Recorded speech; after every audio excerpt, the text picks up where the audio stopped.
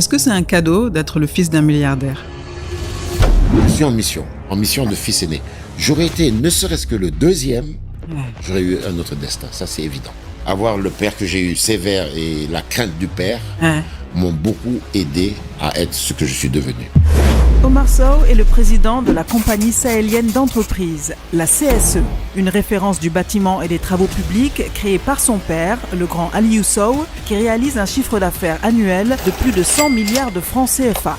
Omar nous dévoile tout ce qu'il a appris durant plus de 30 années au plus haut niveau de cette grande entreprise africaine. Quand il est parti en 2017, CSE là, que je préside, était au fond du trou. Alors Wad, il nous aimait pas. Je vais te raconter une petite anecdote très marrante. Première audience entre Wad et mon père. Ça se passe très mal. Là, mon père, il n'a pas l'habitude qu'on lui rentre dedans comme ça. Quel conseil tu donnerais aux jeunes qui veulent réussir dans la vie, qui veulent réussir leur vie? Il faut croire en ce que vous voulez devenir et ne jamais lâcher. La pensée, elle est créatrice. Même à mon petit niveau, si je veux vraiment quelque chose et que je fais tout pour avoir cette chose-là, je veux l'avoir, ce que le bon Dieu t'a donné, tu seras jugé par rapport à ce que tu as fait avec. Le passage sur Terre est extrêmement éphémère.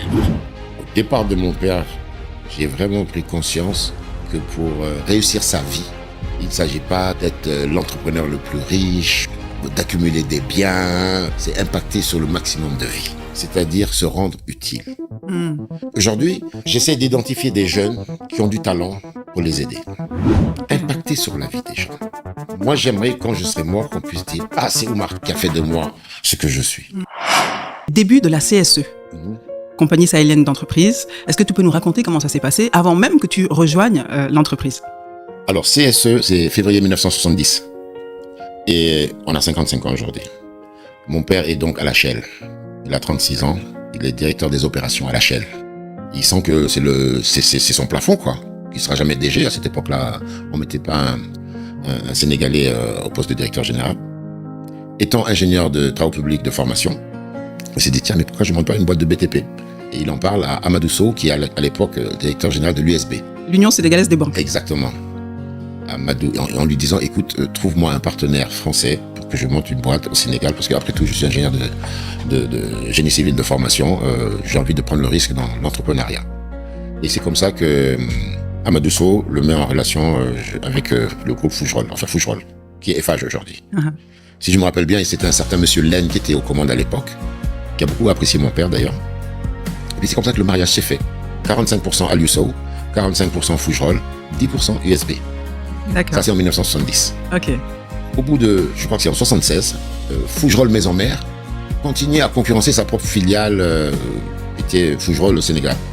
Et donc mon père ne se voyait pas vraiment évoluer dans un environnement pareil, a fait la proposition à monsieur Laine de racheter les parts, les 45% que Fougerolles détenait. Ok. Et je pense qu'ils l'ont pas trop pris au sérieux. Ils ont dit, oh mais il est barjot celui-là, il va racheter les parts, comment il va les racheter? Et mon père a fait une proposition qui a finalement été acceptée. Je peux pas rentrer vraiment dans les détails de la transaction, comment il a fait pour payer ces 45%, mais sûrement avec l'aide de l'USB ou de banque. En tout cas, je ne maîtrise pas tout à fait le détail de cette opération. Et c'est comme ça que CSE est devenu à 90% famille Sow, quoi, enfin Aliou Sow. D'accord. Et à l'époque, c'était compagnie sénégalaise d'entreprise. Voilà. Et c'est 6 ans après. Ouais. En 76, 77, qu'il a racheté les parts. Qu'il a racheté les parts voilà. Et que c'est devenu compagnie sahélienne d'entreprise. Non, c'est devenu compagnie sahélienne d'entreprise dans les années 80 quand on a commencé à s'exporter. On est allé au Mali. Oui. Okay. Pour mieux passer au Mali, c'était mieux de se faire passer pour compagnie sahélienne que compagnie sénégalaise. Effectivement. Voilà. Et effectivement, notre terrain de jeu, ça a toujours été le Sahel, puisqu'on a travaillé après au Burkina, au Niger, tous les pays de l'AES, quoi. L'histoire, je la connais bien parce qu'il avait l'habitude de la raconter. Alors, il crée la boîte, pas de boulot pendant 9 mois. Ah ouais, pas de boulot pendant 9 mois. Tu as créé ta boîte, tu fais des devis, tu fais des offres, mais rien n'aboutit, tu n'as pas de boulot. Wow. Donc ils ont vécu comme ça sur le salaire de ma mère qui était assistante au PNUD, là, à l'IDEP. Non, c'est une belle histoire. Ah oui. Une belle histoire. Et voilà, c'est ma mère qui faisait tourner la popote pendant quelques mois. Et puis il a eu un marché d'une première villa. Après, ça s'est enchaîné. Quand tu étais enfant, toi et tes frères aussi, je pense qu'ils vous amenaient. Ah oui, c'était la promenade du dimanche, c'était le tour des chantiers. Le tour des chantiers, les 4 gosses là, parce qu'à l'époque, les 2 derniers n'étaient pas nés. Il y avait Ardo, Mohamed et Yérim. C'était en balade de visite de chantier.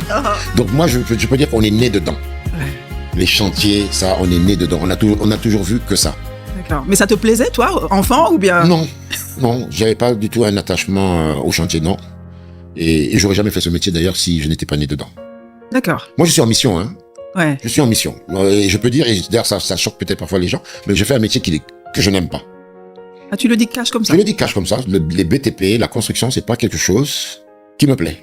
Moi, je pense que vu que j'avais fait des études en finance, je pense que je serais resté à New York dans la finance. Okay. Tout simplement. Parce que j'ai fait des études de finance, donc j'étais tout à fait destiné à faire une carrière de finance. Qu'est-ce que tu n'aimes pas dans le BTP, finalement? Écoute, c'est pas un truc qui... Franchement, c'est difficile à dire, hein, quand on te dit pourquoi tu n'aimes pas telle chose. Tu ne l'aimes pas parce que tu ne l'aimes pas. C'est pas ton truc. C'est pas mon truc. J'ai appris à l'aimer. En fait, je me suis pas posé de questions. Comme tu l'as dit, fils aîné. Mon père m'a jamais demandé de venir. Hein. Ça, il m'a jamais dit, Oumar, va faire ça et viens t'asseoir à côté de moi. Mais fils aîné, puis je suis pas con quand même. Je voyais bien que le truc, la petite boutique qu'il avait créée en 1970 commençait à prendre de l'ampleur. Pourquoi j'allais laisser la place à quelqu'un d'autre alors que naturellement, je pouvais reprendre cette entreprise. Donc pour moi, je me suis toujours vu en mission de fils aîné. J'aurais été, ne serait-ce que le deuxième, j'aurais eu un autre destin, ça c'est évident. C'est j'aurais vraiment été le deuxième poids de la fratrie, c'est clair que j'aurais pas été à la CSE. Il y a des injonctions qui sont tacites, mais qui sont vraiment fortes. Voilà. Quoi. Toi, tu as senti que c'était ça qu'on attendait de toi? C'est ça. Et puis moi, j'ai grandi avec... il faut donner l'exemple. Donc, tu vois, tout ça, ça joue. Moi, je pense, mon statut d'aîné, avoir le père que j'ai eu sévère et la crainte du père, m'ont beaucoup aidé à être ce que je suis devenu. Parce que j'aurais très bien pu être un petit voyou. Ah bon, hein? Oui, petit, il n'y a pas un grand, parce que je suis quand même peureux. Mais j'aurais pu dériver, tu vois ce que je veux dire? Ouais, avoir une carrière, voilà. Ouais. Voilà. Donc moi, j'ai grandi avec la peur du père et aussi avec cette mission qu'on te dit implicitement, quoi. C'est pas explicite, on te dit pas machin, mais tu dis c'est évident. Puis tu t'as donné l'exemple, donc tu n'as pas le droit de foirer. Mais je regrette pas, hein, parce que le BTP quand même, c'est un secteur d'activité très complet. Ça touche à tous les secteurs d'activité. Bon, tu as le volet évidemment production sur les terrains, etc. Mais tu as tout le volet social, parce que tu embauches beaucoup de gens, tu traverses beaucoup de contrées, tu rencontres beaucoup de monde. Même à l'obtention de contrats, c'est compliqué, c'est les marchés publics. Ce n'est pas qu'une histoire de prix. Il faut connaître les bonnes personnes, c'est du lobbying. Le client principal, c'est l'État, donc c'est des chefs d'État. C'est très complet. Moi, je pense que quand tu as fait carrière dans le BTP, tu peux aller partout. Tu peux tout faire, toi. Ce sont des valeurs qui t'inculquent naturellement parce que tu as vu faire. Par exemple, le respect de la parole donnée. Ça, tu vois, ça c'est un truc. Je ne peux pas déroger à cette règle-là. Quand tu as donné ta parole, ça vaut une signature. Voilà. Quitte à perdre de l'argent, hein, mais tu dois tenir ton engagement. Et ça, je sais que ça, c'est vraiment ancré en lui. Autre chose. Et en toi, en lui et en toi. Absolument, absolument. Et surtout après son départ. Après son départ, c'est des choses qui deviennent de plus en plus importantes. De plus en plus présentes. Par exemple, on va parler après peut-être de son côté philanthrope, social. Ça, c'est au départ de mon père, j'ai vraiment pris conscience que pour réussir sa vie, il ne s'agit pas d'être l'entrepreneur le plus riche, d'accumuler des biens, c'est impacter sur le maximum de vie. C'est-à-dire se rendre utile. Se dire que ton passage sur Terre n'a pas été vain. Tu as impacté sur plusieurs dizaines de personnes. Pour moi, c'est ça, réussir sa vie. Mais accumuler des biens, être riche, avoir du succès dans les affaires et s'occuper que de sa femme et de ses enfants, égoïstement, pour moi, c'est pas une vie réussie. C'est marrant parce que tous les gens riches disent ça. Oui, alors oui, alors d'abord riche, c'est relatif. Mais ce qui est sûr, c'est que moi, je pense que quelqu'un de bien structuré, normalement, en tout cas moi, comment je le vois, ce que le bon Dieu t'a donné, tu seras jugé par rapport à ce que tu as fait avec. Si le bon Dieu t'a beaucoup donné et que tu t'es contenté simplement de vivre ces biens égoïstement tout seul, je pense que tu auras des comptes à rendre. Mais si par contre, ce qu'il t'a donné, tu as redistribué, écoute, je pense que c'est quand même beaucoup plus valorisant. C'est sûr. Hein. Est-ce que c'est un cadeau d'être le fils d'un milliardaire? Alors, fils d'un milliardaire, encore une fois, on va parler de ce que ça veut dire milliardaire. Mon père a laissé une image de milliardaire. Mon père nous a pas laissé des milliards en banque, ça il faut le savoir. Mon père nous a laissé des outils de travail, des sociétés, et des sociétés en difficulté. Quand il est parti en 2017, CSE là, que je préside, était au fond du trou.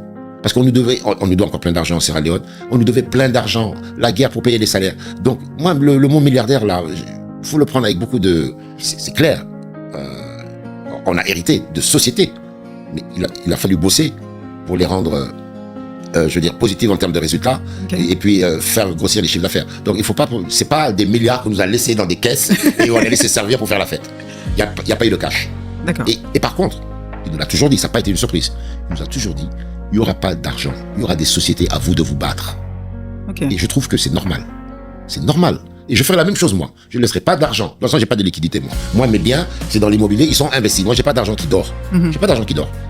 Je trouve que l'argent avoir des milliards dans un compte là qui dort, ça sert à rien. Ça sert à rien. L'argent, il faut en faire quelque chose. Soit tu te fais plaisir avec cet argent-là, soit tu aides les autres avec cet argent-là. Ça sert à rien d'avoir de l'argent bloqué en banque. Ça sert absolument à rien. Mais d'abord, le BTP, parce que bon, le groupe CSE, c'est quand même un groupe axé essentiellement sur la construction et le BTP. Même s'il y a d'autres, même s'il y a des... Oui, tu t'es diversifié aussi. On s'est diversifié, on est dans l'industrie, on est dans l'énergie, on est un peu, on a des actions en banque, dans la banque et dans les télécoms. Mais le métier, le cœur de métier, le BTP, c'est vraiment un métier où tu es sans cesse, d'abord c'est à capital intensif, et tu es sans cesse dans le rouge. Dans les banques. Parce que la trésorerie est toujours tendue, quoi. Toujours. Parce que tes fournisseurs, tu les payes à 60 jours, mais toi, tu es payé à 150 jours, voire 180 jours. C'est-à-dire, quand tu fais une facture, un décompte de travaux au mois de janvier, qui rentre dans le circuit d'approbation, c'est au bout de 2 mois qu'il va être approuvé, qui va aller chez le bailleur, tu es payé au bout d'une centaine de jours. Donc, tu vois bien qu'entre 60, tu es toujours en déficit structurel de trésorerie, constamment. Et ça, c'est des choses que les gens ont du mal à comprendre. On est sollicité, mais tu dis, mais j'ai pas les ressources. Et puis tu as des arriérés de paiement que tu cumules sur des années et des années. Finalement, nous, on travaille pour les banques. Parce que c'est les banques qui nous font vivre, mais c'est nous qui les faisons vivre, les banques. Parce que quand tu es en déficit, dans le rouge en permanence, et que tu es obligé de faire des avances sur des comptes pour te faire payer, c'est la banque qui bouffe ta marge. C'est pour ça que tu as investi dans la banque, Bridge Bank. Mais avant ça même, il y avait eu, comment s'appelait cette banque ? BST. La BST. Mais c'est là que j'ai compris que la banque, c'est le meilleur business. Ah oui, la BST. La BST, pour te donner une idée, j'ai plus trop les dates en tête, je crois que c'est 2006. Quand vous avez vendu à la CBAO ? Quand on a vendu à la CBAO nous a proposé 40 ans de dividendes. 40 ans de dividendes. Ouais. Si ma mémoire est bonne, c'est 40 ans de dividendes que la CBAO nous a proposé. C'est pas mal ? Ouais. Ça fait combien d'argent ? C'était pas mal. Tu veux pas dire, tu veux pas donner de montant ? Non, moi je sais pas. Moi je sais que moi, alors il y a une petite histoire. Ne me dis pas que tu sais pas, Omar. Non, c'est vieux. C'est vieux. J'ai pas trop les chiffres en tête. Mais ce qui est sûr, sur une mise de 200 millions CFA, je vais ramasser 2,5 millions d'euros. Ok. Tu vois ? Donc tu vois qu'on parle de milliards quand même. Oui. En cash ? Ouais, non, sur 200 millions CFA d'investissement. Ça a rapporté 2,5 millions d'euros. Ouais, c'est 2,5 millions d'euros, ça fait un peu moins de 2 milliards CFA. Ouais, on a dépassé le milliard en tout cas. Ouais. Toi, ça a été multiplié par 10 en fait. La mise de départ a été multipliée par 10. Ok. Ouais.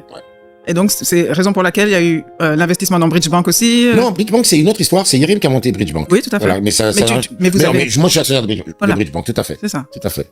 Moi, à titre personnel. Hein. Oui. À titre personnel. À titre personnel. Et de la même façon dans les autres. C'est-à-dire que l'argent que j'ai gagné en vendant BST, je l'ai mis dans Bridge Bank. Voilà. D'abord, moi, je pense que pour tous les milliardaires, s'ils sont milliardaires, c'est qu'ils adorent l'argent.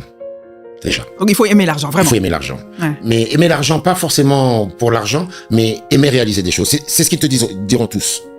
Parce que moi, j'ai un problème avec ces milliardaires-là qui ne font qu'accumuler, qui sont déjà riches et ils en veulent encore plus. C'est un truc que je ne comprends pas. Moi, personnellement, je me place pas dans cette catégorie-là parce que je suis pas comme eux. Quand je parle de milliardaires, je parle de milliardaires en devises. Hein. Je parle pas des milliardaires en CFA, là. Hein. Je parle des milliardaires en devises. Comme il y en a beaucoup au Nigeria. Et comme on n'en a pas au Sénégal. On n'a pas de milliardaires en devises au Sénégal. J'ai remarqué, parce que j'en connais certains des milliardaires en euros. Et j'ai toujours ce discours avec eux. Je dis, mais je ne vous comprends pas. Vous êtes gaffés, vous en avez déjà plein. Vous ne pouvez pas profiter de la vie. Vous avez 60 ans là. Profitez de... Non.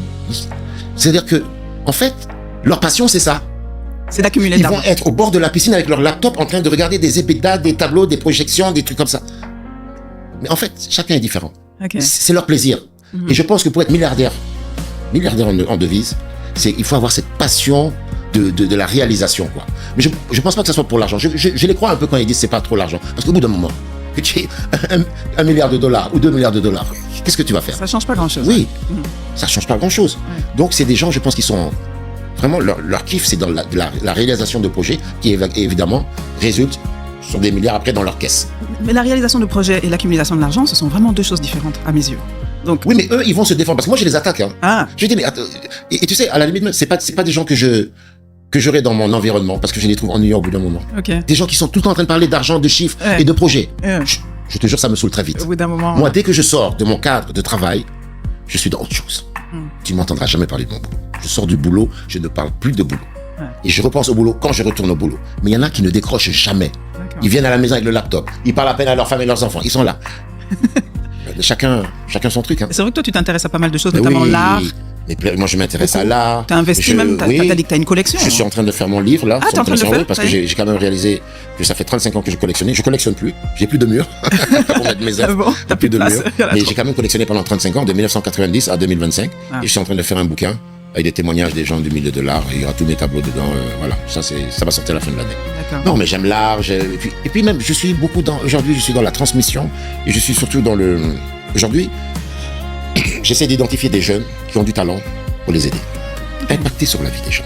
D'accord. Moi, j'aimerais, quand je serai mort, qu'on puisse dire « Ah, Omar, c'est Omar qui a fait de moi ce que je suis. Et j'ai commencé.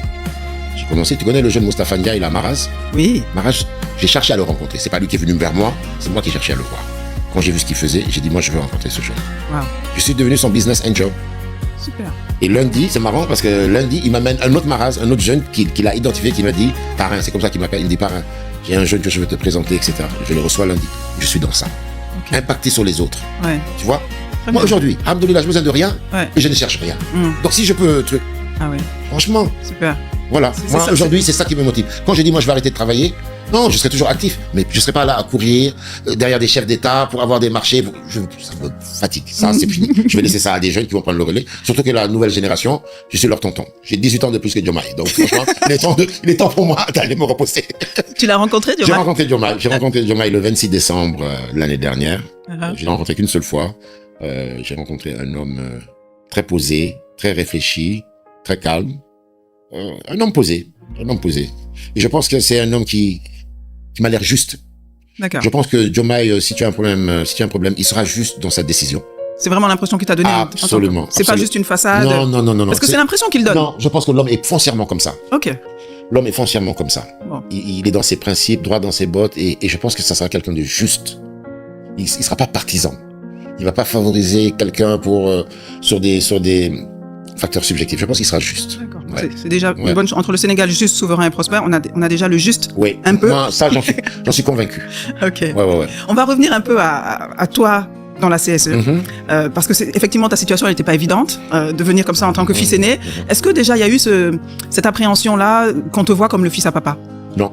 Ça n'a pas joué. Non, parce que j'ai pas une attitude de fils à papa. Ouais. Moi, je suis quelqu'un de humble. Je comprends même pas, d'ailleurs, quand certaines personnes me disent que tu es humble. Je dis, mais pourquoi je vais pas être humble?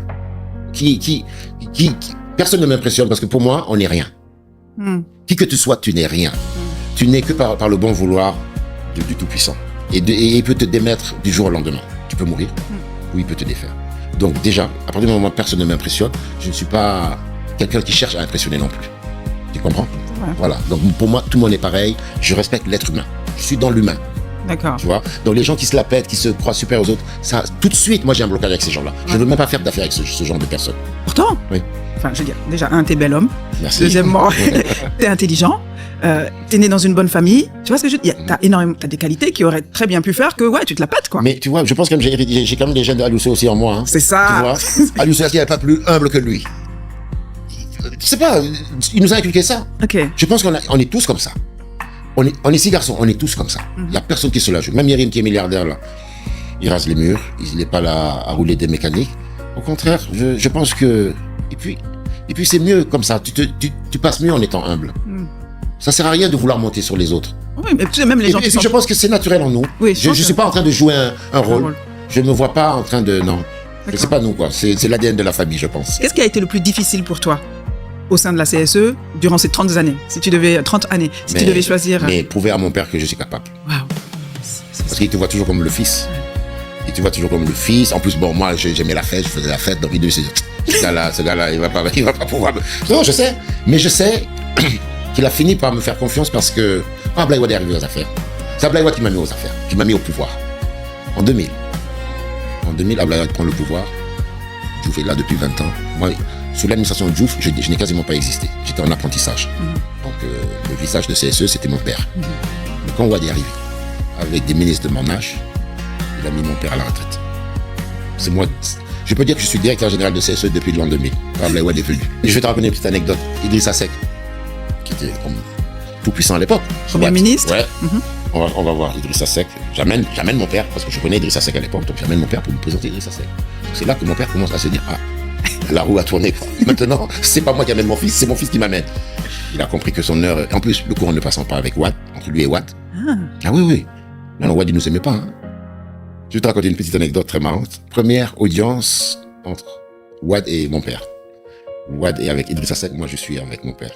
On demande audience à Watt pour se présenter à lui, on le connaît pas. Pas plus que ça. Mon père avait dû le croiser une fois dans une réunion à l'époque où il était ministre d'État sous Diouf. Et là, donc il est devenu chef de l'État, on va se présenter à lui. Ça se passe très mal. Mon père prend la parole, fait son discours habituel qu'on connaît tous par cœur, parce que c'est son discours, quoi. Je suis parti de rien, en 1970. Rek dit Watt le coup. Mais ça, tu es égocentrique, toi. Mais on est tous partis de rien. Tu es pas le seul. Idrissa, tu n'es pas parti de rien. Là, mon père se coince, là. Là, mon père, il n'a pas l'habitude qu'on lui rentre dedans comme ça. Là, je sens que mon père est crispé, coincé, et que ça se passe mal. Et puis mon père continue à son discours quand même. D'ailleurs, la CSE, je la considère pas comme une entreprise. C'est un patrimoine national. La preuve qu'on va en Sierra Leone ou en Guinée, on voit des Sénégalais. Il dit, mais moi aussi, Ablaye Wade, je suis un patrimoine national. Tu n'es pas le seul patrimoine national. Moi, Ablaye Wade, je suis un patrimoine national. Donc là, ça commence à faire beaucoup. Mon père commence à parler des réalisations qu'il a faites.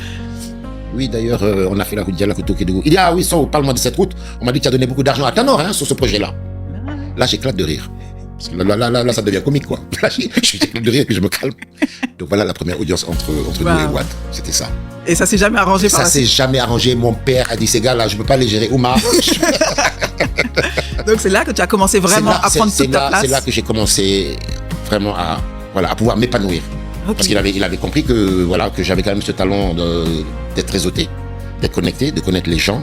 Et il m'a fait une remarque d'ailleurs un jour, il m'a dit, Oumar, si j'avais eu à créer CSE dans les années 2000 là, je n'aurais jamais réussi.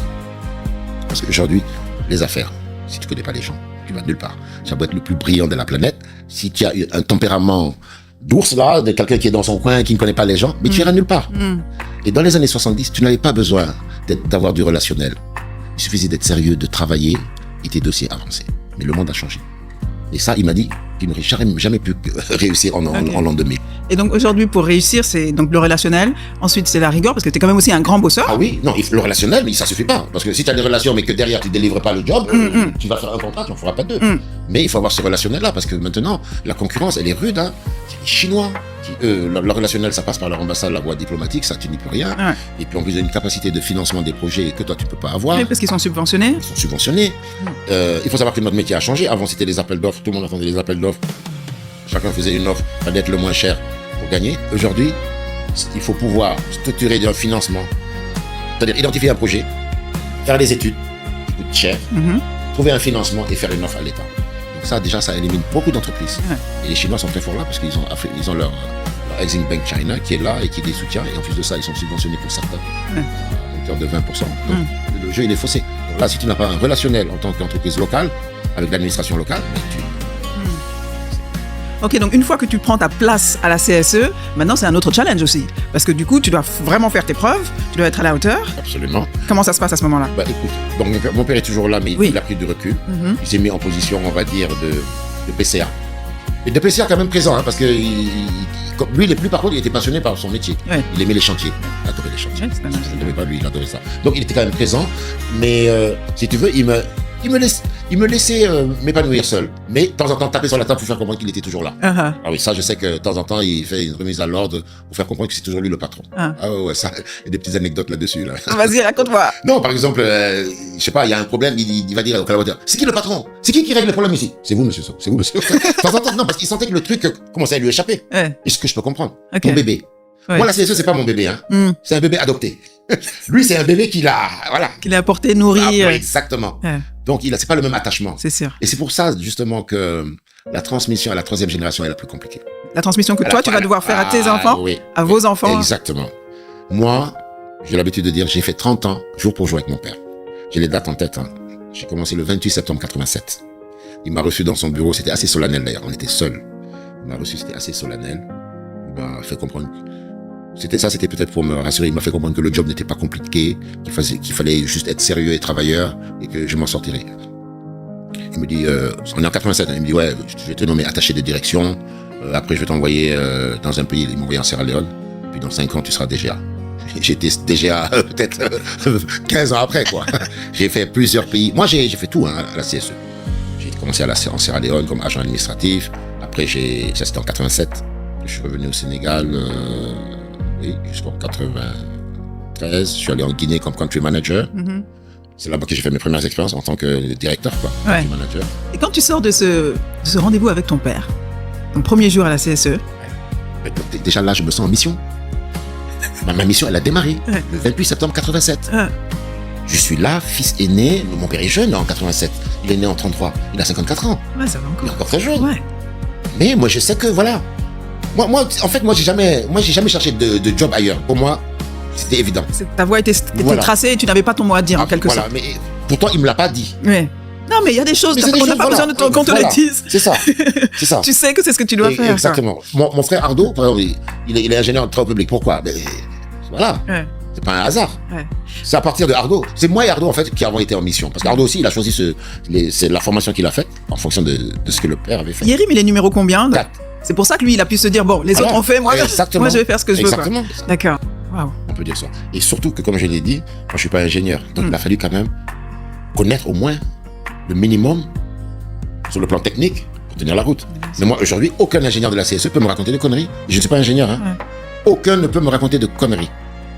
Parce que je suis né dedans, je parle leur langage. Bon, évidemment, je ne vais pas rentrer dans une étude de béton armé, faire des calculs, ça, c'est pas mon rôle. Ouais. Mais s'il y a un problème sur le chantier et qu'on vient me l'exposer, je saurai comment appréhender le problème. Ça, c'est clair. Sans être ingénieur, tu vois. Et ça, c'est des années de formation. Ouais. Moi, j'ai passé des années sur les chantiers, tu vois, en brousse. La formation sur le Ah terrain. oui, quoi. sur le terrain. Tu viens à Dakar tous les 3 mois pour une semaine. Et après, si tu veux rester 3 jours de plus, on te dit repars. Tu vois, à la dure, quoi. Ouais. Souvent, on dit que il faut être passionné parce que au moment où c'est difficile, c'est la passion qui te fait continuer. Absolument. Et toi, comment t'as fait pour continuer alors? Comme je dis, c'est la mission, quoi. Tu te dis que c'est une obligation. C'est une obligation. Tu vois. C'est comme se lever à 5h du matin pour faire la prière de Fajr. C'est pas drôle, mais tu le fais. Tu le fais. Voilà. Ok. Je pense que j'ai quand même ce sens du devoir, quoi. Je pense, ouais. Mais ça, c'est encore ma position dans la famille, être le premier, quoi. Pas de regret, jamais? J'ai pas de regret parce qu'aujourd'hui, Dieu merci, aujourd'hui, non seulement on a sauvegardé ce dont on a hérité, on l'a même fait grossir. Et aujourd'hui, la problématique, moi, je considérais que j'aurais réussi si je transmets bien. À la nouvelle génération. À la nouvelle génération. Et je ne veux pas transmettre à cause de la vieillesse ou de la maladie, ou tu vois. Il faut transmettre en étant en bonne santé. Ok. Et pour pouvoir voir le système fonctionner tout en étant en dehors du système. Et c'est l'objectif que je me donne. Moi, franchement, j'espère, je rigole toujours avec ça, je dis, moi j'arrête à Idiomaï. 2029, là, c'est mon dernier mandat. Non, c'est vrai. Ok. 2029, je souhaite vraiment qu'en 2029, qu'il y ait quelqu'un qui fasse ce que je fais. Je serai là. Oui. Je serai là, évidemment, Inch'Allah. Inch'Allah. Mais je veux voir le truc fonctionner sans moi. Ok. Et c'est ça même qui va me rassurer. Oui, je comprends. Tu vois? Ouais. C'est ça qui va me rassurer. D'abord, il y a eu le stress émotionnel déjà, de se retrouver orphelin. Ouais. Ton père avait 84 ans. 84 ans. Et puis moi, comme je dis, c'est 30 ans de quotidien avec lui. Hein. Ouais. Parce que moi, j'étais son adjoint, j'étais à côté de lui, quoi. Même si j'allais en vacances, mon père, c'était du quotidien. Donc, de son départ m'a beaucoup affecté. Pas autant que les autres. Les autres, qui le voyaient de temps en temps. Ouais. Yérim, qui vivait à Abidjan, qui vient ici de temps en temps, le voit. Ardo le voyait une fois par semaine le dimanche. Ok. Moi, c'était tous les jours. Donc, Ouais. moi, j'étais énormément affecté. Alors, c'est la gestion du stress qui a été vraiment radicale parce que du jour au lendemain, moi, tant que mon père était là, le stress était sur lui. Ben oui, si on a des problèmes, s'il y a des problèmes de trésorerie, s'il y a des problèmes de redressement fiscal, c'est lui le patron. Le stress est sur lui. Moi, je suis l'adjoint. Le vrai stress est sur lui. Ouais, c'est vrai. Et surtout que c'était un patron quand même qui était vraiment assez tentaculaire. Ouais. Le stress était sur lui. Du jour au lendemain, le stress, il est sur moi. Si on fait faillite, on va dire c'est Oumar. On va dire c'est Oumar. Bien sûr. Ah oui, il était pas à la hauteur, on le savait, il faisait trop la fête. Ah ouais, c'est vrai. Non, mais Bien tu vois, sûr, les gens allaient se mais précipiter bien pour sûr. dire ça. mais, Ouais. et je sais même que au décès de mon père, dans le milieu bancaire, les gens peut-être commençaient à se dire est-ce que les enfants vont pouvoir truc. Bon, on a prouvé qu'on est toujours là. Mais moi, et puis tu sais quoi, il y a comme du mystique aussi, hein. Je te jure. Parfois il y a des problèmes et puis ils se règlent. Je te jure, hein. Des gens vont trouver que je suis barjou en disant ça, mais voilà, c'est comme si on est accompagné. C'est comme s'il est toujours là. C'est comme s'il est toujours là. Je te jure. Je te jure. Comment Regarde, on a traversé toutes ces années difficiles, on a toujours payé les salaires. On a toujours payé les salaires. L'année 2024, on a reçu très peu d'argent pays était complètement à l'arrêt. Ouais. Mais on a toujours honoré les salaires. Et jusqu'à présent, on honore toujours les salaires. On revient de loin. Là, on a sorti la tête de l'eau. On a quitté les 3 pays de l'AES, là. Mali, Burkina, Niger. Ouais. On est qu'au Sénégal, en Sierra Leone. Un petit peu en Sierra Leone. Et au Gambie. On a quitté le Libéria aussi. Ouais. On va retourner en Guinée. Ok, vous y retournez. On retourne en Guinée, là, Inch'Allah. C'est imminent. Et Gabon. On va aller au Gabon. On va aller tenter une aventure au Gabon. Et Côte d'Ivoire. On va se limiter à ces 4 pays. C'est déjà Gabon, beaucoup. Côte d'Ivoire. Oui. Ouais, C'est mais pas à un moment mal. donné, on était dans 7 pays à la fois. Hein. Oui, Et là, les pays que nous avons ciblés, c'est Guinée, Gabon, Côte d'Ivoire. Et en même temps, la diversification dans l'énergie. Dans l'énergie, avec ce qui s'est passé dans notre pays avec la découverte du pétrole et du gaz, donc il y a une centrale à Saint-Louis, Dar Énergie, où on est copromoteur avec Abdourahmane Ndiaye et Beydi Agne, enfin Beydi Agne, la famille Beydi Agne, et avec des Turcs. D'accord. Au début, on n'était que 3, et le CAPEX était tellement important qu'à un moment donné, on a dû faire venir rencontrer un partenaire. Ok, mais ça, c'est des décisions stratégiques importantes. Oui. Comment tu as pris ces décisions-là? Sur quoi tu t'es basé? Qui t'a accompagné? Enfin, je veux dire, c'est pas Ben, toi tout seul dans ton coin, j'imagine. Bon, en fait, on a une gestion assez collégiale. Hein. Ouais. Quand quelqu'un a une idée, en tout cas moi quand j'ai une idée, j'en parle avec mes collaborateurs, je ne décide pas seul. Vraiment, je ne décide pas seul. On en parle, mais là c'était évident. C'est bon, une centrale pour vendre de l'électricité à la Sénélec, une concession sur 20 ans. Voilà, je pense que la décision elle est facilement prise. Hein. Bon, c'est un capex important, c'est sûr. Hein. Est-ce que c'est le même métier? C'est pas du tout le même métier. Donc c'est pas si évident. Oui, c'est des démarche d'entrepreneur, c'est les chiffres qui parlent. Par exemple, là, on est rentré dans on déguste un peu d'ailleurs, c'est dans l'industrie des tuyaux PVC là. Oui. On a monté une usine de tuyaux PVC. Mais ça fait quelques années déjà. Oui, bon, mais sinon, c'est après le départ de notre père. Hein. Ouais, C'est après le départ de notre père, c'est en 2018, quoi. oui, Ouais, d'accord. j'avais Ça fait 7 ans déjà. Ouais. Et ça, c'est un nouveau métier. Mais c'est toujours les chiffres qui parlent. Mais c'est une autre problématique. C'est l'industrie, quoi. C'est pas du tout la même chose que les chantiers. Mais c'est lié quand même au BTP et à la construction. Oui, parce que tous les projets hydrauliques, tu as besoin de tuyaux PVC. C'est ça. Donc c'est un peu de l'intégration verticale. Voilà. Tout à fait. Alors que l'électricité, je trouve que c'est quand même Oui, c'est de la clair. diversification. Faut pas Totalement. mettre tous les œufs dans le même panier. D'accord. Aujourd'hui, on peut dire qu'on est dans la construction, l'énergie, l'industrie, même les mines. Tu sais qu'est-ce qu'on a fait en fait pour améliorer notre efficacité? CSE, on a coupé CSE en 4 boîtes. CSE qui fait des routes, c'est le CSE historique, c'est CSE. Toute activité de bâtiment et promotion immobilière, on a créé CSE immobilier. Ouais. Tout ce qui est concassage pour les besoins de la route ou bien pour les besoins du bâtiment qu'on faisait en interne pour nos propres besoins, on a créé CSE granulat et on vend même maintenant des granulats aux autres. Et c'est la boîte la plus florissante du groupe. Ah ouais. Absolument. Granulat. Et on a, pour l'énergie, on a créé CSE Énergie. Ok. Tu vois. Wow. Et rien que cette réorganisation-là a boosté notre chiffre d'affaires. Parce que l'activité route, c'est elle qui plombait toutes les autres activités vers le bas. Parce que c'est là où on te paye le plus mal et c'est ce qui est le plus capital intensif. D'accord. Donc, en fait, c'est une simple décision comme ça qui a amélioré vraiment notre rentabilité. Ok. La confiance en toi pour mener à bien tout ça, elle était là dès le départ ou bien tu l'as construit petit à petit avec Quand les tu l'as construit, au début, tu flippes. Hein. Ouais. Tu arrives d'abord, tu es le plus jeune. Aujourd'hui, je suis un des plus vieux de la CSE, mais quand je suis entré, j'étais un des plus jeunes. Ouais. C'est là aussi que tu vois que ton temps, il est passé. Non, tu l'as construit. Et puis, je pense que j'ai eu les collaborateurs de mon père à l'époque, moi qui avec beaucoup de bienveillance. Comme ils voyaient mon père, déjà comme leur propre père, Ouais, je suis comme leur cousin. c'est ça. Tu vois, aucun ne m'a fait la guerre. Tout le monde a été bienveillant avec moi. Et moi, j'ai eu le bon comportement. Je suis pas venu comme le fils d'eux. Ah non. D'accord. Tout ça, ça vient de, voilà. Ouais. Je suis vraiment pas venu comme le fils d'eux, je suis venu comme le petit dernier qui cherche à apprendre. Ok. Je me suis collé à Moussa Gueye, je lui rends hommage ici d'ailleurs, c'était un des collaborateurs très proches de mon père, il est décédé Nissan, il y a quelques mois. J'étais le chef matériel historique de la CSE. Il y a 4 gars qui sont des 4 mousquetaires, quoi. Biranwan pour tout ce qui est administration, finance, Moussa Gueye pour tout ce qui est mécanique et gestion du parc matériel. Et puis des ingénieurs comme Malal Khan qui était sorti major de l'école de Polytechnique Thiès. Malal Khan, Amidou Diop, un autre polytechnicien de Thiès, et mon cousin Omar. Voilà, 5 là. Et ces 5 là, c'est eux qui ont fait la CSE. C'est grâce à eux que la CSE est la CSE. C'est eux qui ont aidé mon père. Et Amadou Agne, le grand frère de Beydi Agne, qui était le premier directeur financier de la CSE. Voilà. Donc j'en profite pour leur rendre hommage. Voilà. Donc aujourd'hui, moi aussi, j'ai mes mousquetaires, mais ils sont vieillissants comme moi. Donc on est en train de rajeunir l'équipe pour mettre des quadras. Et aujourd'hui, on a embauché de beaux quadras. Maintenant, c'est les quadras. Aujourd'hui, c'est l'ère des quadras. Hein. Ah bon? Ben oui, mais notre président est un quadra. C'est leur moment à eux, Mais oui, c'est leur vrai. moment. C'est leur moment. Il faut l'accepter. Il faut l'accepter. Moi, je pense que l'affectif, déjà, est très important. La plupart des gens qui viennent à la CSE restent à la CSE. C'est pas un... Ils viennent parce qu'ils sont déjà attachés à la boîte, Non, en ils termes viennent, ouais, d'image. en termes d'image. En termes d'image. L'image leur plaît et en général, ils viennent et ils restent. On nous a débauché beaucoup de gens, il y en a beaucoup qui sont revenus aussi. Sogea Satom du groupe Vinci, là, il nous appliquait beaucoup. Nous, on est un laboratoire de formation. Hein. Ouais. Même à l'administration, on nous appliquait des gens. Hein. À la Giroud, on a des anciens de la CSE. À l'APIX, on a des anciens de la CSE. Donc, mais, en fait, quand tu rejoins la CSE, tu rejoins comme une famille. Okay. Tu vois. Aujourd'hui, le directeur de la CSE, mais je les considère tous comme des membres de ma famille. Ils me considèrent comme leurs cousins, tu vois. Mais est-ce qu'il y a ça, c'est l'esprit de perso, quoi. Est-ce qu'il y a des dispositifs qui sont mis en place justement pour que les gens se sentent bien? Oui, on essaie de les fidéliser avec des logements, des primes à la retraite, etc. D'accord. Et puis on laisse pas tomber. Quelqu'un qui a donné 20 ans de sa vie à la CSE et qui part à la retraite, on peut pas le laisser dans la galère, c'est pas possible. Ok, donc c'est des avantages sociaux. Ouais. Des avantages. Certains vont se reconvertir pour pouvoir continuer à travailler avec la CSE en consultant.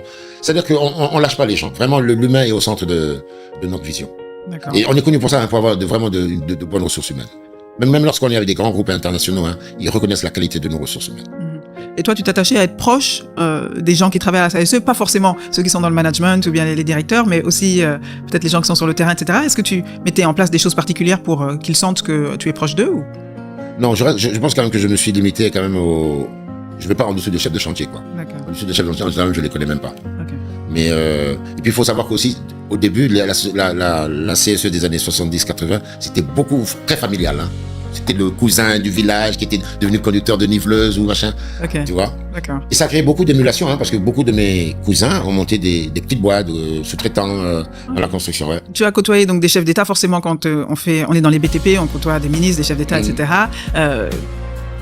Comment est-ce que tu gères parfois ces relations qui peuvent être bizarres, pour utiliser un mot un peu générique? Quelle est l'approche qu'il faut avoir? Est-ce qu'on peut être vraiment amis avec eux? Ma dernière expérience me prouve qu'ils n'ont pas d'amis. Non, alors il faut savoir que la plupart des chefs d'État avec qui j'ai des bonnes relations, c'est des gens que j'ai connus avant qu'ils ne soient chefs d'État.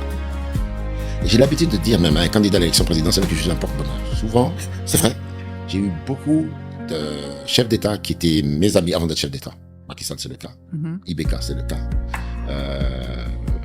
Quels sont les autres pays? Roch Kaboré, Burkina, c'est le cas. Bazoum au Niger, c'est le cas. Par contre, il y en a aussi que j'ai connu en tant que chef d'État. Un gars comme Issoufou, je l'ai connu, il a toujours été chef d'État. Et c'est voilà un chef d'État avec qui j'ai jamais pu briser la glace. Parce que tous les chefs d'État que j'ai cités, je les tutoie. Hein. Ok. Issoufou, non, il permet pas ça. Lui, je me demande même s'il ne voit pas sa femme, lui. Non, il est vraiment dans le protocole. D'accord. Il est très sympathique, hein. Ouais. Mais il est dans le vouvoiement. D'accord. Tiens, j'ai oublié Blaise Compaoré. Blaise Compaoré, quand tu le vois, on dirait un ange. Il a l'air gentil, il a même l'air pas peureux, mais craintif. Et qu'est-ce que tu penses de ce qui se passe à ce moment sur les États du Sahel, justement? Parce que vous avez quitté le Sahel. Est-ce que c'est propice aux affaires? Je reviens d'Abidjan au forum où quelqu'un me disait qu'au Niger, il y avait des affaires. La personne même me disait, mais il faut revenir au Niger. Je t'avoue, je n'en ai pas envie. Hein, parce que... Non, parce que tu ne sais pas, c'est précaire ce genre de régime-là. Demain, il peut y avoir encore un autre coup d'État, et tu es là, tu aurais investi.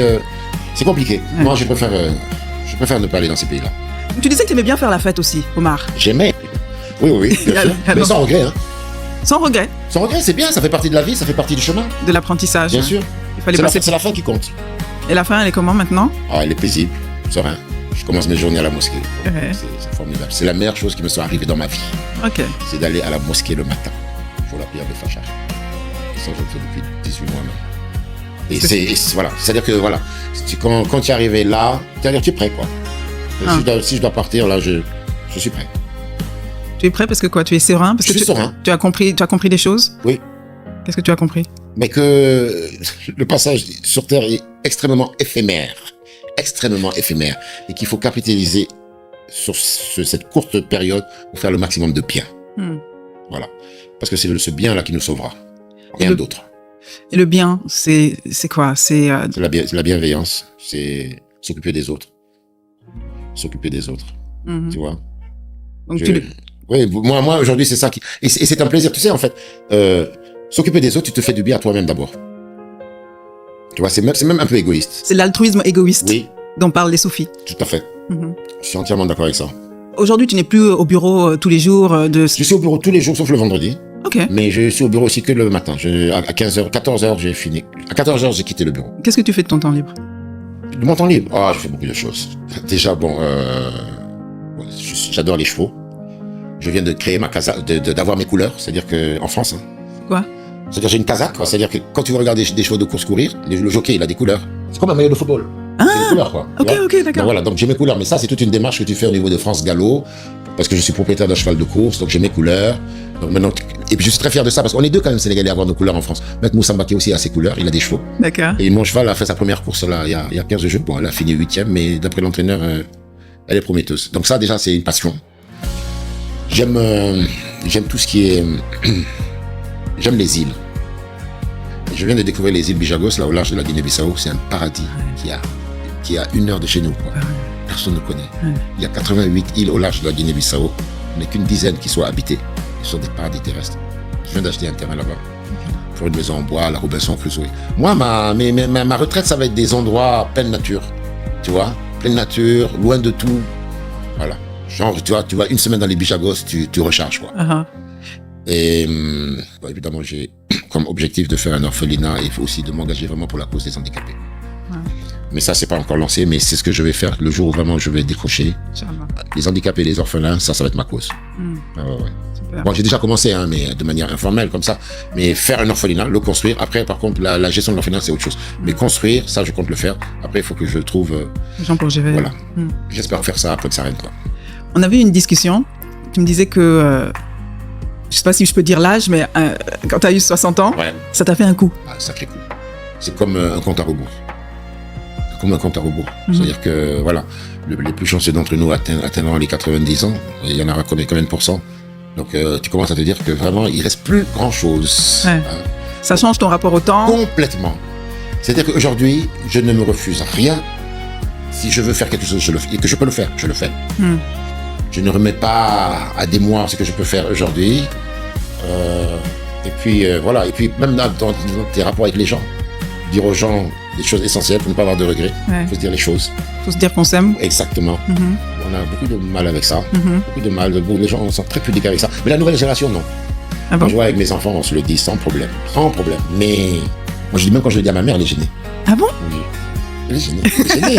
Ah oui, elle est gênée. Ah bon? Ah oui. Ok. Et la seule fois que je l'ai dit à mon père, c'est comme si je lui avais donné un coup de poing. Dans une discussion, j'ai eu à lui dire ça. Okay. Je ne savais pas quoi dire. Et puis il m'a dit, Omar, tu es mon premier enfant. C'était ça sa réponse. C'était ça sa réponse? C'était sa façon de te dire je t'aime. Ouais. Waouh. Omar, tu es mon premier enfant. Il n'a pas pu me dire je t'aime, Omar. Ouais. Parce qu'on ne lui a jamais dit. Ouais. C'est tout simplement ça. Waouh. Ouais. Incroyable. Et ça, il faut se le dire. Il faut s'aimer vivant. Il faut se le dire. Il faut se le dire. Parce que quoi que tu fasses pour un défunt, quoi que tu aies fait pour un défunt, tu as toujours des regrets. Tu te diras toujours que tu n'as pas assez fait. Quand tu perds quelqu'un de cher, tu regrettes toujours, tu te dis merde, j'ai pas assez fait. Tu t'es dit ça quand ton père est décédé? Bien sûr. Qu'est-ce que tu aurais voulu faire? Être plus proche de lui, le dire plus souvent je t'aime, le pousser dans ses... Tu vois, le mettre mal à l'aise en lui disant ça même. Peut-être que quelque chose allait en sortir. Ouais. Tu vois? Non, c'est clair. Bien sûr que j'ai des regrets. Ne pas avoir passé plus de temps. Et pourtant, tu le voyais tous les jours. Oui, mais on était dans le boulot. On n'était pas dans les choses vraies de la vie. Tu vois? On était dans le boulot, hein. Mon père, il était assez primaire, hein. C'était boulot. Non, c'est vrai. C'est vrai. Tu dis souvent, je travaille pour mieux vivre, mais je ne vis pas pour travailler. Parce que je ne suis pas de ces gens-là qui passent leur vie à travailler. C'est-à-dire que moi, je m'aménage des plages où je fais des choses que j'aime faire. Parce que tu peux te le permettre aussi, Omar. Tout le monde ne peut pas se permettre. Non, mais il y a des gens multimilliardaires qui passent leur temps à travailler, à accumuler. Mais peut-être aussi parce que c'est ça qu'ils aiment. Voilà. Tu comprends? C'est pour ça que j'ai dit que... Mais pourtant, tu as beaucoup travaillé. Tu travailles beaucoup. J'ai beaucoup travaillé. Mais non, mais là, je suis relax. Hein. Là, je travaille le matin. Si je dois travailler l'après-midi, c'est pas avant 17h et c'est à la maison. Parce qu'aujourd'hui, je peux dire aux gens de venir chez moi. J'ai ce pouvoir-là comme je suis plus âgé qu'eux. Même Karim Fofana, l'ancien ministre, là. Un jour, je l'appelle, je dis, bon, Karim, j'aimerais te voir, machin. Il me dit, bon, comme toi, tu as la capacité de nous convoquer, tu peux me convoquer. Tu vois? Donc voilà. Donc moi, si tu veux, je commence à travailler à 7h du matin jusqu'à 14-15h. D'accord. Après, je fais une bonne sieste de 2 heures. Je me lève pour la prière de 17h et je peux enchaîner des rendez-vous, mais à domicile. Ok. Tu vois, je ne retourne pas au bureau l'après-midi. Et donc, c'est trouver cet équilibre-là entre le travail et puis le reste, donc les passions que tu as, voir les gens. Exactement. Et puis moi, j'aimerais bien découvrir le monde, voyager. Bah, tu voyages pas mal déjà. Oui, mais tu vois, j'aimerais bien pouvoir me dire, tiens, je prends un mois, je vais en Amérique du Sud, je vais faire 3 pays. C'est ça, quoi. Faire ma best life. La best life, c'est à 60 ans. Quand tu as bossé, et voilà. Et puis tu n'es pas encore vieux, c'est le moment de faire sa best life. Merci. En bonne santé. Quelles étaient tes routines? Elles sont toujours d'actualité. Hein. Donc, lever tôt. Hein. Maintenant, je me couche tôt. Maintenant, à 11h30, je suis endormi. Donc lever tôt, mosquée. Là, tu vois, j'étais à la mosquée à 5h30 du matin. Je suis revenu à 7h30. J'étais sur le cours de tennis jusqu'à 8h30. J'ai commencé une réunion de 9h à 10h. Et puis après, j'ai couru pour être à l'heure pour te voir. Tu vois. Et là, je sors d'ici. J'ai encore une réunion avant d'aller à la mosquée. Après la mosquée, je déjeune et je vais faire ma sieste jusqu'à 17h. D'accord. Donc Voilà, lever tôt, sport, sieste. Systématiquement. Systématique. Et coucher assez tôt. Ouais. Tu te couches pas après minuit. Voilà, pas après minuit. Très bien. Et ça depuis toujours? Non, ça c'est récent. Ok. Ça c'est récent. Oui, c'est vrai. La mosquée, la mosquée, c'est depuis 18 mois. Uh-huh. On va dire depuis 2 ans, quoi. Mais lever tôt et sport, malgré tout, c'était... Lever tôt, toujours. Lever tôt. Mais lever tôt et aller à la mosquée, ça, c'est depuis novembre 2023. D'accord. La journée, elle se gagne le matin. Elle se gagne le matin. Ce que tu n'as pas réglé à 15h, là, tu ne le régleras pas. Tu attendras demain. Non, c'est vrai. C'est vrai. Donc, le matin, c'est là. Et puis, c'est le matin qu'on a la bonne énergie. Donc, moi, et d'ailleurs, mon frère Ardo, qui reste lui au bureau là-bas, mais il me dit, il ne se passe rien l'après-midi. Tes relations avec les gens, parce que tu es quand même vu comme quelqu'un d'aisé, d'une certaine famille, une famille connue au Sénégal, etc. Comment est-ce que tu as géré ton relationnel avec les gens, sachant que les gens ont un regard particulier peut-être sur toi, ou bien tu n'as pas senti ce... Non. Non. Pas senti. Mais moi, j'ai pas changé. C'est-à-dire que d'abord, mon père n'a pas toujours été aisé, et j'ai pas changé depuis. Tu vois, on a vu notre père se faire.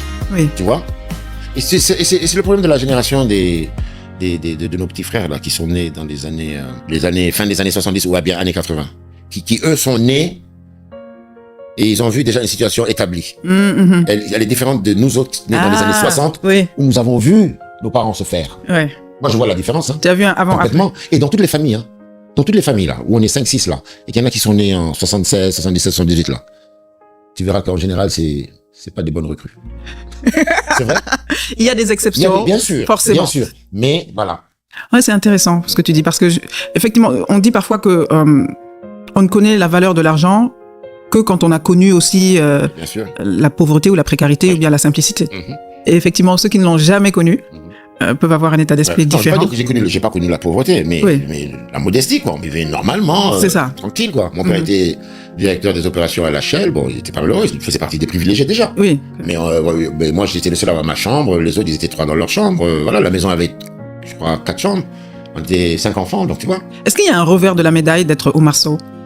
Parce que de loin, on peut dire que t'as été plutôt gâté par la vie. J'étais gâté par la vie. Je le dis toujours. Je remercie le bon Dieu. Alhamdoulilah, Bil Alamin. Non, il n'y a pas de revers. Non, franchement, je remercie le bon Dieu. J'ai l'habitude, il m'a tout donné. Alhamdoulilah. Ouais. Tu vois. Et c'est pour ça que parfois, quand il y a des problèmes, je me plains jamais. Je me dis parce que il faut toujours qu'il y ait des problèmes. Si tout va bien, il faut s'inquiéter. Méfie-toi. Quelle est la tuile qui va te tomber dessus? Parce que tout ne peut pas aller bien. Tu vois. Et je préfère avoir des problèmes d'argent, d'avoir des problèmes de trésorerie dans les affaires, etc. Ne pas avoir des problèmes de santé. Tu vois. Bien sûr. Tu vois, si on doit choisir ses problèmes, on préfère avoir des problèmes d'argent. C'est clair. Aujourd'hui, c'est la santé. La santé, c'est ça la richesse. Quel conseil tu donnes à tes enfants? Quel conseil tu donnerais aux jeunes africains, que ce soit au Sénégal ou ailleurs, qui veulent réussir dans la vie, qui veulent réussir leur vie? Moi, je leur dis d'abord une chose. Il faut croire en ce que vous voulez devenir et ne jamais lâcher. Et le simple fait d'y croire, la pensée, elle est créatrice. Je t'assure, Et moi, j'ai remarqué ça, même à mon petit niveau. Si je veux vraiment quelque chose et que je fais tout pour avoir cette chose-là, je veux l'avoir. Je vais l'avoir. D'ailleurs, il y a un bouquin qui s'appelle comme ça, Le Secret. Le Secret, oui. Ouais. Il ne faut jamais lâcher. Yérim, tu me poseras la question, il ne faut pas lâcher. Croire en soi et ne pas lâcher. Pas lâcher. Et puis, pour réussir, il faut tomber, il faut avoir eu des échecs. Ouais. Tous les gars que tu vois qui roulent sur l'or, là, ils ont eu plein d'échecs avant de réussir. Voilà. Donc, il faut déjà avoir l'esprit entrepreneur, y aller. Ne pas avoir peur. Moi, j'ai un peu peur. Moi, j'avoue que dans les affaires, je suis beaucoup plus conservateur qu'un Yérim qui, lui, il veut tout et il a peur de rien. Non, c'est vrai. C'est ça sa force. Ouais. Bon, il a fait des flops, mais il va aussi avoir des succès. Il est audacieux. Et moi, je suis très craintif. Moi, je suis très, comme mon père, très, tu vois. Et puis, je me contente de ce que j'ai, tu vois. Je n'ai pas besoin de plus. Oui. Ça aussi, c'est un trait. Oui. Tu vois, et c'est pour ça que je dis souvent, je suis plus riche que toi, parce que moi, je suis déjà content de ce que j'ai. Or, toi, tu cherches encore des choses. Tu vois, c'est vrai. Ouais, c'est vrai. C'est ça, être riche. Être content de ce qu'on a déjà. Le contentement, Voilà. Ouais, sans pour autant se dire que ça suffit. Oui. On peut toujours aspirer à plus, à mieux. Mais déjà en étant satisfait et content de ce qu'on a. Exactement. Une question quand même sur la situation du Sénégal actuellement, en tant qu'homme d'affaires. On peut aussi parler des scandales qu'on entend, parce qu'on entend quand même pas mal d'argent qui aurait été détourné, ou des choses comme ça. Quel est ton point de vue là-dessus, sans citer de nom? Sans citer de nom, moi j'ai été dégoûté d'apprendre que sur le fonds Covid, par exemple, les gars se sont servis. Parce que moi, je sais que quand le Covid est arrivé, comme je te l'ai dit, on est tout le temps dans des problèmes de trésorerie. Mais qu'est-ce que j'ai fait quand même? J'ai réuni tous mes directeurs. J'ai dit, les gars, On ne peut pas rester à ne rien faire. Et on a donné 300 millions CFA, le groupe CSE. Waouh. 300 millions CFA qu'on est allé donner en raclant les fonds de machin pour être vraiment l'entreprise, si tu veux, responsable, RSE, etc. Donc vous les avez donnés au ministère? On est en chèque, au trésor. Au trésor? Oui. Waouh. Et quand après tu apprends que les mecs, ils ont fait la bamboula avec ça, c'est abject. Donc moi, la reddition des comptes, je suis pour. Et c'est très bien, parce qu'il y en a marre. Il y en a marre, c'est vrai. Parce qu'il faut que aussi les gens aujourd'hui vont en politique pour faire de l'argent. Ils n'ont aucun talent dans les affaires, donc ils vont faire de la politique. Ils ont une grande gueule, ils se retrouvent ministres, et après ils deviennent milliardaires. Il faut que ça s'arrête. Il faut que les gens qui aillent en politique y aillent pour les bonnes raisons. S'ils aiment l'argent, mais qu'ils aillent faire des affaires. Donc moi, je suis pour la reddition des comptes, c'est une très bonne chose. Très bonne chose. Merci beaucoup, Omar. Voilà. On termine avec le questionnaire Afropod. Yes. Quel est ton principal trait de caractère? Tu as mis tes lunettes, là, c'est très sérieux, là. Mais ça, c'est les autres qui peuvent le dire. Non, tu te connais bien, maintenant. Si tu devais en définir un, ou peut-être 2 ou 3. Je te jure. Hein. Ah ouais? J'ai du mal. C'est toi qui peux me le dire. Vas-y. C'est toi qui dois me dire. Moi, je mettrais l'humilité, Oui. la bienveillance Oui. et une générosité de cœur. J'accepte les 3. T'acceptes les 3? Ouais, mais je peux être aussi irritant, irritable et irrité. Il paraît. Oui. Qu'est-ce qui te... Moi, je t'ai jamais vu dans ces états-là. J'ai ce côté, mon père l'avait aussi. Hein. Ouais. Tu te réveilles le matin. Et puis je suis un angoissé, hein, malgré tout, hein, comme tu me vois là. Ah bon? Je suis quelqu'un, je peux me lever le matin avec une angoisse, parce que j'ai beaucoup de problèmes existentiels. Quelles sont les questions existentielles que tu te poses? Mais le sens de la vie, la mort, la vie après la mort. Je me pose beaucoup de questions. Beaucoup de questions. Quotidiennement d'ailleurs. Mais Je vis avec la mort, beaucoup. Tu as trouvé les réponses. Oui, j'ai trouvé la réponse. Je suis serein maintenant par rapport à la mort. Je suis prêt à Est-ce que- l'accepter. J'accepte la mort. Est-ce que c'est vrai? Est-ce que c'est 100% vrai? Oui, parce que je pars du principe que le passage de temps est hyper court. On est 8 milliards d'êtres humains. Depuis la nuit des temps, combien de gens il y a eu sur cette planète à peu près? Je sais pas. Je crois qu'on est à une centaine de milliards. Ouais, donc tu sais, tout ça c'est sur Google. Hein. Mais je pense qu'on est une centaine de milliards. Et tu vois, tu parlais d'humanité, on est 8 milliards d'êtres humains. Chacun pense être le centre du monde. On est 8 milliards de fourmis, tu vois. On est 8 milliards de fourmis, on fait tous partie d'un système et on est tous connectés. Et puis, tu vois, c'est un cycle. La vie est un cycle. Les gens meurent, les gens naissent. Tu vois, moi, je me souviens, mon père en 2017 est allé prendre mon premier petit-fils dans ses bras. C'était en juin. Et il est parti en août. Mais Mais il a eu la joie d'être arrière-grand-père, ce qui est une grâce. Bien sûr. Donc, est-ce qu'on a le droit de se plaindre? Ouais. Alors, d'où viennent les angoisses? Ça, mon père est angoissé, ma mère est angoissée, donc j'ai hérité. C'est ça c'est les bagages des ancêtres, hein, que tu traînes là, depuis des... Voilà, mais c'est ça, hein. Je peux pas te dire, mon frère Ardo ne connaît pas l'angoisse. Mon frère Ardo ne stresse pas. Et je lui ai dit que c'est très grave, parce que quelqu'un qui ne stresse pas ne règle pas les problèmes. Si quelle que soit la situation, tu ne stresses pas, tu es relax, tu vas pas régler les problèmes. Alors qu'un gars qui est angoissé, qui stresse pour des problèmes qui ne sont même pas encore arrivés, c'est lui qui va te faire avancer. C'est ça que je lui dis tout le temps. Je suis pas d'accord avec toi. Hein. Ah bon? Il y a des Il gens- stresse pas, on il peut- tombe bien, il stresse pas. On peut être actif sans que ça soit le stress qui nous pousse à l'être. Non, mais moi, justement, c'est le stress qui fait que c'est mon drive, quoi. C'est ton drive. Si je suis pas stressé, mais je pars à Paris, je reste 3 semaines là-bas à faire du farniente, Ah bon? tu vois. Ok. Mais sauf D'accord. qu'au bout d'un moment, cet état, justement, de farniente, tu n'en peux plus. Tu as besoin de ton petit stress, là. Bien sûr. Parce que c'est le stress qui fait qu'après, tu vas apprécier tes moments de détente. Est-ce que Tu vois, t'es c'est pas... un équilibre. Ouais, est-ce que t'es pas accro au stress, hein, finalement? Peut-être, hein. Tu sais que je peux pas partir 3 semaines. Au bout d'un moment, j'ai besoin de mon stress. Ouais, c'est ça. Tu vois. Quelle est la qualité que tu apprécies le plus chez les autres? Ben, l'humilité. L'humilité et la bienveillance des gens et les gens gentils, quoi. Ouais. Les gens bienveillants, gentils, voilà. Ça, c'est important. Ouais. Et d'ailleurs, je remarque même les gens autour de moi sont gentils. Parce que c'est comme ça que, inconsciemment, je les choisis gentils. Ok. Ben oui, Le défaut qui te gêne le plus chez les autres? les gens qui sont radins. La pinguerie. Il y en a beaucoup autour de toi? Ah, mais j'en ai rencontré. Je te donne un exemple, je ne citerai pas. Un ami suisse que j'invite au restaurant. L'addition vient, je suis très pressé. Je paye là, avec ma carte. Mais quand je suis parti, c'est après qu'ils ont commandé des desserts et le gars n'a pas voulu payer. Et puis il a commencé à faire un caca nerveux que vraiment je l'ai invité. Et que ce gars-là, je ne l'ai plus jamais fréquenté. Ah, ok. Ouais, tu vois. Un truc aussi simple que ça. Ouais. Mais c'est de la pinguerie. C'est un Suisse, hein, les Suisses sont connus pour être pingres. Bonjour à nos amis suisses. Quelle est ta définition du succès? Impacter sur la vie des autres, c'est ça, c'est ça le succès. Voilà. Qu'est-ce qui te rend heureux? Faire du bien aux autres. Quel conseil tu te donnerais à toi-même si tu avais 20 ans aujourd'hui? Je plains les gens qui ont 20 ans aujourd'hui, sincèrement, parce que le monde d'aujourd'hui, je le trouve pas du tout intéressant. Oh. Honnêtement, je trouve que nous, qui avons grandi dans les années 80, on a été bénis. C'est les meilleures années. C'est les meilleures années. Il y a plein d'opportunités aussi quand même dans l'époque dans laquelle on vit. Non, mais moi, c'est le monde d'aujourd'hui, la qualité des relations humaines que tu as aujourd'hui. Tout est digitalisé. Les gamins de 15-16 ans, ils se parlent plus. Je te donne un exemple. J'ai pris un ami de mon fils et mon fils de 16 ans. On est allé à Marrakech une semaine. Je vais dans la chambre parce qu'ils partageaient la même chambre. Chacun est sur sa tablette. Ils se parlent pas sur sa tablette. Ils peuvent rester des heures chacun sur sa tablette. À un moment donné, je dis, mais vous parlez pas? Il me dit, si on a quelque chose à se dire. Non, et ils sont tous comme ça. Ils sont tous comme ça. TikTok, les jeux. Non, le monde est devenu bizarre. Et même si je vais plus loin, la génération des gens plus âgés, les relations hommes-femmes, tout est digitalisé. Tinder, l'argent roi. Ouais. L'argent roi aujourd'hui. Aujourd'hui, tu n'as pas d'argent. Et les filles te regardent pas. Ouais. C'est ça que les gars te disent. Hein. Okay. Tu n'as pas d'argent, les go là. C'est pas vrai. Mais il paraît que ça. Pareil. C'est dingue. Quelle est la plus grande leçon que tu aies apprise ces 12 derniers mois, récemment? Il faut jamais attendre trop des autres. Il faut pas avoir trop d'attentes. Ok. C'est-à-dire, si tu reçois des autres, tant mieux, mais il faut pas avoir des attentes. Il faut pas avoir d'attentes. Sinon, tu seras toujours déçu. De quoi as-tu peur? J'avais très peur de la mort. Je pense que j'ai encore peur de la mort. Mais j'ai plus peur de la mort en tant qu'inconnu. Tu vois? C'est parce que tu as fait trop de péchés, donc tu as peur. Oui, ça c'est vrai aussi. Ça, c'est vrai. C'est vrai. Mais c'est une marque de foi aussi. Parce que je pense qu'il y a des gens qui ont fait plein de péchés, mais qui n'ont pas forcément peur. C'est vrai. Mais je pense que c'est parce que j'ai beaucoup de foi que j'ai autant peur. Mm-hmm. Ouais. Mm-hmm. Qu'est-ce qui est le plus important pour toi? Aimer ou être aimé? Être aimé. C'est plus safe. aimer, ça peut être compliqué. Ok, intéressant. Tu vois? Si tu devais choisir entre les deux, tu préférais être la victime ou le coupable? Victime. Et pour finir, quelle est ta devise ou ta philosophie de vie? Je l'ai dit, hein, travailler pour mieux vivre. Et non pas vivre pour travailler. Merci beaucoup, Omar. Merci, c'était un plaisir.